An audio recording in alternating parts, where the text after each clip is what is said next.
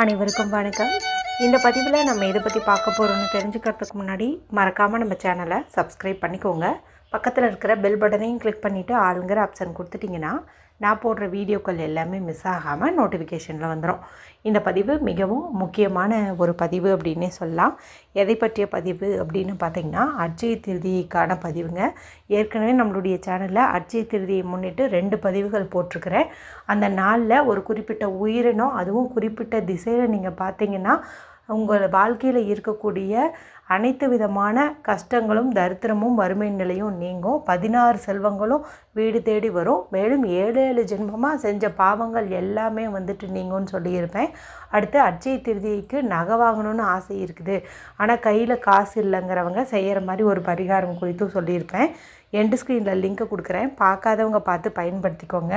இது பார்த்திங்கன்னா அந்த நாளில் தங்கம் வாங்க உகந்த நேரம் என்ன என்பது குறித்தும் இருக்கும். அதே போல் தங்கம் வாங்க முடியாத சூழ்நிலையில் இருக்கிறவங்க வாங்க வேண்டிய முக்கியமான பொருட்கள் என்ன என்பது குறித்தும் நம்ம பார்க்க போகிறோம். இந்த பதிவு உங்களுக்கு ரொம்பவுமே கண்டிப்பாக பயனுள்ள வகையில் தான் இருக்கும் அப்படின்னு என்னால் உறுதியாக சொல்ல முடியும். வருஷத்தில் ஒரு முறை மட்டுமே வரக்கூடிய இந்த அட்சய திருதி நாளில் நம்ம என்ன செஞ்சாலும் அது பல மடங்கு பெருகும். ஒரு வழிபாடாகட்டும், அதே போல் தான தர்மமாகட்டும், இது எல்லாமே பார்த்திங்கன்னா நமக்கு அளப்பரிய பலன்களை கொடுக்கும் அப்படின்னு சொல்லுவாங்க. ஏன்னா அட்சயம் அப்படின்னா வளருதல் அப்படின்னு அர்த்தம். இந்த நாளில் நம்ம எந்த புண்ணிய காரியங்கள் செஞ்சாலும் அது பல மடங்கு பெருகிட்டே இருக்கும் அப்படின்னு சொல்லப்படுது. இந்த நாளில் தங்கம் வெள்ளி அதே போல் வீட்டுக்குன்ட்டு ஏதாவது புதுசாக பொருட்கள் வாங்கினீங்கனாலும் ரொம்ப ரொம்ப நல்லது. பாத்திர பண்டங்கள், மளிகை சாமான்கள் இது மாதிரியெல்லாம் வாங்கிறதுங்கிறது நல்லது. அதே போல் அந்த நாளில் நீங்கள் அன்னதானம் செய்கிறது, வஸ்திர தானம் செய்கிறது, இதெல்லாமே உங்களுக்கு கோடி புண்ணியங்களை தரும். வழிபாடுன்னு பார்க்கும்போது மகாவிஷ்ணு வழிபாடு, லக்ஷ்மி வழிபாடு, லக்ஷ்மி குபேரர் வழிபாடு செய்கிறதும் உங்களுக்கு அளப்பரிய செல்வத்தை ஈட்டு கொடுக்கும் அப்படின்னே சொல்லலாம். அது மட்டும் இல்லாமல் இந்த நாளில் புதுசாக நீங்கள் ஒரு தொழில் தொடங்கிறது, வீடு வாகனம் வாங்கிறது, ஏதாவது ஒரு புது முயற்சிகளை எடுக்கிறீங்கும் போது இந்த நாளில் நீங்கள் எடுத்தீங்கன்னா கண்டிப்பாக உங்களுக்கு அதில் வெற்றி கிடைக்கும் அப்படின்னும் சொல்லப்படுது. இந்த அட்சய திருதி நாள் குறித்து நிறைய சிறப்புகள் இருக்குது. இந்த நாளில் தான் பாண்டவர்கள் வனவாச காலத்தில் அட்சய பாத்திரம் பெற்றாங்க அப்படின்னு சொல்லலாம். அதே போல் குபேரர் செல்வத்தோட அதிபதியான நாளும் பார்த்திங்கன்னா இதுதான்.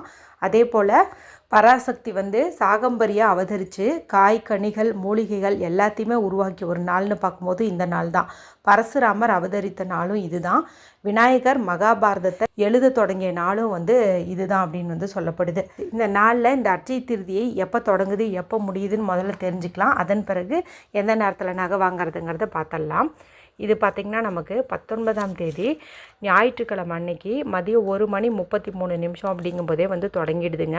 இது எப்போ முடியுதுன்னு பார்த்திங்கன்னா திங்கட்கிழமை 11:12 அப்படிங்கிற போது முடியுது. அதாவது ஞாயிற்றுக்கிழமை மதியம் தொடங்கி திங்கட்கிழமை காலையில் 11:12 அப்படிங்கும்போதே முடியுது.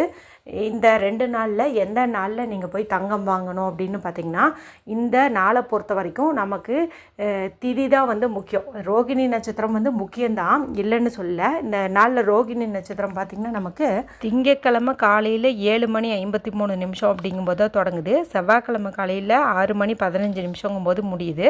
இப்போ திங்கட்கிழமை காலையில் நீங்கள் இப்படி 7:53 கணக்கு வச்சுக்கிட்டு 11:12 வாங்க முடியும் அப்படின்னா வாங்கலாம்.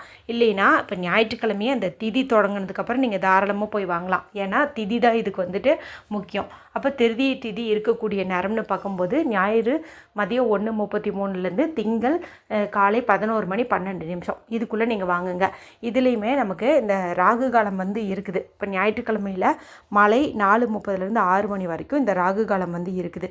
அந்த நேரத்தை நீங்கள் தவிர்த்துடணும். அப்போ 1:33 மேலே நீங்கள் கடைக்கு கிளம்பி ஒரு 4:30 நீங்கள் வாங்கிறது அப்படிங்கிறது நல்லது. இல்லைன்னா மாலை 6 மணிக்கு மேலே போயிட்டு நீங்கள் எந்த டைம் வேணாலும் வாங்கலாம். சரி, திங்கட்கிழமை வாங்கிக்கலாம் அப்படிங்கிற மாதிரி ஐடியாவில் இருந்திங்கன்னா திங்கட்கிழமை காலையில் 7:30 9 மணி வரைக்கும் நமக்கு ராகு காலம் இருக்குது. அப்போ நீங்கள் காலையில் 7:30 முன்னாடியே கடைக்கு போகணுன்னா கடை திறந்துருக்காது. ஆனால் 9 மணிக்கு மேலே 11:12 நீங்கள் வாங்குற மாதிரி வரும். இது கொஞ்சம் நீங்கள் பார்த்து பயன்படுத்திக்கோங்க. அதாவது இந்த ஞாயிறு திங்கள் 2 நாளில் எந்த நாள் வசதிப்படுதோ அந்த நாள் வாங்குங்க. திங்கக்கிழமை வாங்குறது அப்படின்னா நீங்கள் 9 மணிக்கு மேலே 11 மணி 12 நிமிஷத்துக்குள்ளே வாங்கிடணும். முன்னாடி கடைக்கு போய் உட்காந்துக்கோங்க. பில்லு போடுறது வாங்குறதெல்லாம் நீங்கள் அந்த சமயத்தில் வந்து பண்ணிக்கோங்க. இப்போ நான் ஸ்க்ரீனில் கொடுத்துருக்கேன் இல்லையா, இதை அப்படியே ஸ்க்ரீன்ஷாட் எடுத்து வச்சுட்டு கூட நீங்கள் பார்த்து பயன்படுத்திக்கலாம். சரி, இப்போ எல்லாராலையுமே தங்கம் வெள்ளி வாங்க முடியுமா அப்படின்னு கேட்டிங்கன்னா, ஒரு சிலருக்கு வாங்க முடியும், ஒரு சிலருக்கு வந்துட்டு அந்த அளவுக்கு வருமானம் இல்லாமல் கூட கஷ்டப்படுவாங்க. அந்த மாதிரி இருக்கிறவங்களாம் சீக்கிரமாக தங்க நகை வாங்கணும், எங்களுக்கும் வந்து சேரணும், நாங்களும் வருஷம் அட்சய திருதி அன்னைக்கு நகை வாங்கக்கூடிய யோகம் வந்து கிடைக்கணும் அப்படின்னு நினச்சிங்கன்னா சில முக்கியமான மங்கள பொருட்கள் வாங்குறது ரொம்ப ரொம்ப நல்லது. அதில் டாப் 5 தான் நான் இப்போ உங்களுக்கு வந்து சொல்ல போகிறேன். அதாவது மிகச்சிறந்த 5 பொருட்கள். அதை நீங்கள் வாங்கி வச்சிங்க அப்படின்னாவே போதும், கண்டிப்பாக உங்களுக்கு தங்கம் வாங்குவதற்கு நிகரான பலன் வந்து கிடைக்கும் அப்படின்னே சொல்லலாம். அதில் முதல் பொருள் என்ன அப்படின்னு பார்த்திங்கன்னா, மகாலட்சுமி தாயாரின் அம்சம் பொருந்திய கல்லுப்பு. இந்த கல்லுப்பே லக்ஷ்மி கடாட்சம் பொருந்தியது தான். ஸோ நீங்கள் இந்த கல்லுப்பு வந்துட்டு ஒரு பேக்கெட் புதுசாக வந்து வாங்குங்க. அடுத்தது மஞ்சள் வந்து வாங்குவது சிறப்பு. கிழங்காகவும் வாங்கலாம், அப்படியே பேக்கெட்டில் பவுடராகவும் வந்துட்டு நீங்கள் வாங்கலாம். கல்லுப்பு மஞ்சள் ரெண்டுமே வந்து இன்றியமையாதது. அடுத்ததாக நம்ம வாங்க வேண்டிய முக்கியமான பொருள்னு பார்க்கும்போது மண் சம்மந்தப்பட்ட ஏதாவது ஒன்று. இப்போ மண் பானை வந்து வாங்கலாம். இப்போ வெயில் காலமாக தானே இருக்குது, அதனால் பானை வாங்கி வச்சோம்னா கூட நம்ம தண்ணி ஊற்றி குடிக்கிறதுக்கு பயன்படுத்திக்கலாம். இல்லைனா மண்ணால் ஆன ஏதாவது உண்டியல் வந்து வாங்குங்க. இல்லைனா மண் அகல் விளக்கு கூட நீங்கள் வந்துட்டு வாங்கலாம். இது மாதிரி ஏதாவது வாங்குங்க. அடுத்ததாக பார்த்திங்கன்னா பனை ஓலை பொருட்கள் ஏதாவது வாங்குங்க. பனை ஓலைன்னா இந்த பனை ஓலையில் குழந்தைங்களுடைய அந்த சொப்பு சாமானம்லாம் போட்டு பெட்டி மாதிரி செஞ்சு தருவாங்க பாருங்கள், அது வந்துட்டு நம்ம வாங்கலாம். குழந்தைங்களுக்கு வாங்கி கொடுத்தா வெயில் அங்கேயும் இங்கேயும் ஓடாமல் வீட்லேயே வந்து விளையாடுவாங்க. அந்த பனை ஓலை இருக்கிறத நாம் பயன்படுத்திக்கலாம். அடுத்தது பனை விசிறி இருக்குது இல்லையா, அதை வந்து வாங்கலாம். இல்லைன்னா இந்த ஓலையிலேயே பார்த்திங்கன்னா நிறைய கைவினை பொருட்கள் எல்லாம் இருக்கும், அலங்கார பொருட்கள், அது மாதிரி ஏதாவது ஒன்று வந்து வாங்கலாம். அவ்வளவு சிறப்புங்க. மகாலட்சுமி தாயாருக்கு ரொம்ப ரொம்ப பிடித்தமான ஒரு பொருள் அப்படின்னே வந்து சொல்லலாம். அதனால தான் நம்ம இந்த காதோலை கருகுமணி பண்ணும்போதெல்லாம் கூட பனை ஓலையில் அந்த வளையல் சுற்றி இருக்கும் இல்லையா, அப்படி தான் வந்துட்டு நம்ம வாங்குவோம். ஸோ இந்த மாதிரி ஒரு பொருள் வந்து வாங்குறதுங்கிறது நல்லது. அடுத்து நம்ம வாங்க வேண்டிய பொருள்னு பார்க்கும்போது லக்ஷ்மி கடாட்சம் மிகுந்த இன்னும் ஏதாவது ஒரு பொருள் வாங்கணும். இன்னும் துளசி செடி வாங்குறது அப்படிங்கிறது நல்லது. இந்த நாளில் செடி வச்சு வளர்த்தங்கும் போது அந்த செடி எப்படி வளருதோ அதே போல் நம்மளுடைய குடும்பமும் நல்ல ஒரு முன்னேற்றம் அடையும் அப்படின்னு வந்து சொல்லுவாங்க. ஸோ துளசி செடி வந்துட்டு நீங்கள் வாங்கலாம். துளசி செடி ஆல்ரெடி வீட்டில் இருக்குதுங்கிறவங்க வலம்புரி சங்கு அல்லது கோமதி சக்கரம் அல்லது சோழி, மஞ்சள் நிற சோழி வந்து வாங்கிறது அப்படிங்கிறது ரொம்ப ரொம்ப நல்லது. இல்லைன்னா தாமரை விதைகள், குன்றின் மணி, இந்த மாதிரி ஏதாவது கூட நீங்கள் வந்துட்டு வாங்கலாம். இதுபோல் மகாலட்சுமி தாயார் வாசம் செய்யக்கூடிய பொருட்களில் ஏதாவது ஒன்று வந்து வாங்கலாம். என்னென்ன வாங்கணும்னு இன்னொரு முறை சொல்லிடுறேன். கல்லுப்பு, மஞ்சள் தூள், பனை ஓலை சம்மந்தப்பட்ட ஏதாவது ஒரு பொருள், அதே போல் மண் பாத்திரம் ஏதாவது நம்ம வாங்கிறதுங்கிறது நல்லது. அடுத்து பார்த்திங்கன்னா இந்த துளசி செடியோ இல்லை இந்த குண்டின் மணி, கோமதி சக்கரம், இந்த மாதிரி ஏதாவது ஒரு பொருளோ வந்துட்டு வாங்கிறது அப்படிங்கிறது நல்லது. தங்கம் வாங்க முடிகிறவங்க தங்கம் வந்து வாங்கிக்கோங்க. வாங்க முடியாதவங்க இந்த மாதிரி பொருட்கள் வந்து வாங்கி வைக்கிறது சீக்கிரமாகவே நமக்கு தங்கம் வாங்குவதற்கான யோகத்தை வந்து ஏற்படுத்தி தரும் அப்படின்னே சொல்லலாம்.